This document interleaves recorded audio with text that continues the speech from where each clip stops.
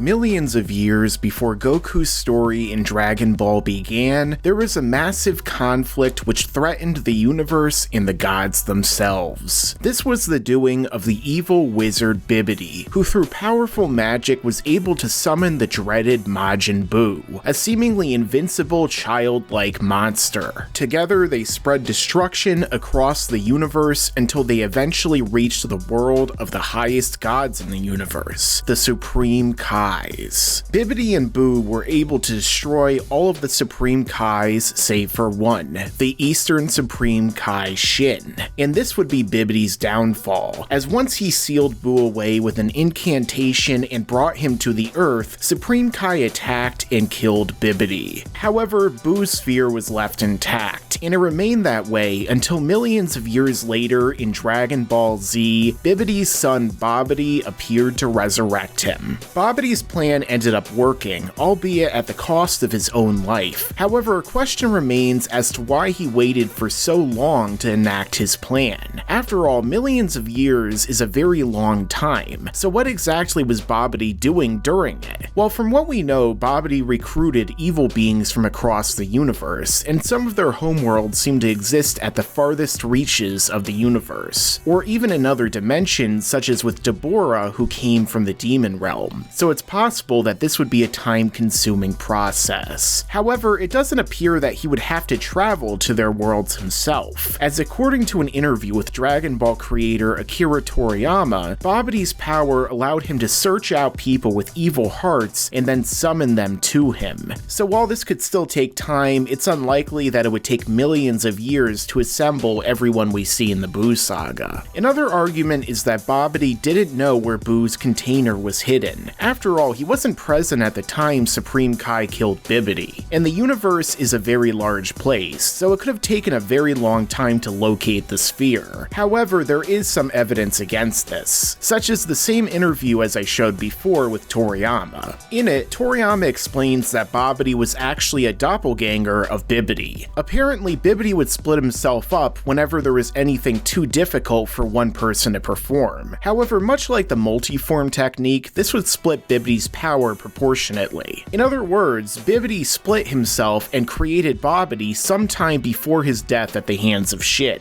And when Bibidi died, all of his power reverted back to Babidi. So if Babidi is a doppelganger of his father instead of a true son, and the two share power, it stands to reason that they probably share knowledge as well. So if Bibidi knew where the Earth was, and he knew he had brought Buu there, then it's likely Babidi would know that as well. After all, I doubt Bibidi would just randomly teleport to a planet he had never been to without knowing exactly where he was. So Earth was likely chosen for a reason. So if Babidi, who has the ability to teleport himself and others, as well as to create massively faster than light spacecraft out of magic, knew where the Earth was, and that Buu was there, then why did it take him so long to revive Buu? Well, one of the biggest arguments has to deal with the method by which Babidi resurrected Buu, that being by collecting human energy. Now, Buu was an incredibly powerful fighter, the strongest Goku had ever faced by the end of Z. He was a legitimate universe ender who is said to have destroyed entire galaxies in the anime, so resurrecting him would require a lot of energy. And as we see, the main goal of Babidi's minions during the Buu saga was to collect energy for Buu's resurrection, which is why he eventually recruited Vegeta. So it's possible that the Earth didn't have the population necessary for this task. And as Deborah says after witnessing Vegeta destroy Pui, they hadn't seen anyone this powerful when they last checked 300 years ago,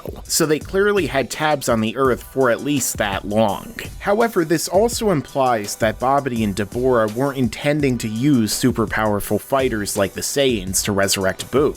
After all, when Babidi injects Gohan's energy into Buu, he's shocked to discover that Buu's power is at half full. But rather than instantly accepting the energy came from a powerful fighter like Gohan, or even a few of them, Babidi questions if Spopovich and Yamu collected energy from hundreds of people, and regretted destroying them if he had. So this seems to imply that Babidi could have resurrected Buu without the energy from the Z fighters by simply using normal Earthlings. And if it only takes hundreds to low thousands of people to resurrect Buu, then why didn't he do this far sooner? Now, the 300 300 years Deborah mentions actually lines up roughly with the King Piccolo Wars. During this time period, the Demon King Piccolo devastated the Earth, destroying most of the human population, so it makes sense for Babidi to wait centuries for the humans to repopulate. However, this was only a few centuries ago, and although it's a fictional world where humans have a different history from the real world, I find it hard to believe that there were no times before or after this point that Babidi could have revived Buu except for the Buu saga. Ultimately, I think this all comes down to writing. When Toriyama was writing Dragon Ball, he didn't have everything laid out for him. He didn't come up with Babidi and Buu years before he wrote them, but rather as he was doing so. As a result, it makes sense for discrepancies and inconsistencies to arise. If we retroactively apply the information from the Buu saga to the prior story, there's a plethora of inconsistencies and plot holes which arise. All the while, Toriyama continues to create more and more with these interviews. These new statements, if taken as retcons, create entirely new issues which didn't exist before, or in this case, make prior plot holes seem even bigger. But that's Dragon Ball, and for better or worse, there will likely always be plot holes. It's just up to us as fans to determine exactly what they mean to us, and if they impact our enjoyment and appreciation of the franchise. Make sure to subscribe to this channel and enable notifications so you can see all of my content right away when it comes out. Yeah, and you better subscribe, enable those damn notifications.